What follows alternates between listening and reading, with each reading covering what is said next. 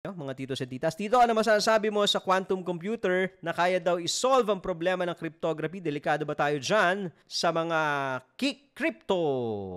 Hindi ako technologies no? So, pero yan ang future, no? Yung mga quantum computers po. So, I don't know ano yung risk. Of course, there will be risk, but I think hindi mo maiiwasan talaga na mag-develop ng mga quantum computers And with the rise of AI also. Ang worst risk na nakikita ko especially sa AI, syempre mas gumaling ng gumaling sa tao, 'di ba? Kung napapanood niyo yung mga sci-fi movies, no. Meron ako isang thought sabi ko, baka mamaya yung mga alam mo yon, yung mga alien dito manggaling sa AI, magpo-produce na sila ng sarili nila because they can generative AI na kasi, 'di ba? Pagaling sila ng pagaling Tapos hindi sila napapagod. Baka eventually, malay mo, parang na-colonize na tayo ng AI. I don't know. But most likely not in my lifetime. So medyo may risk din niya. Kaya yung iba sinasabi nila kailangan i-regulate. Alright? So hopefully, mauna yung regulation bago mas gumaling sa atin yung AI.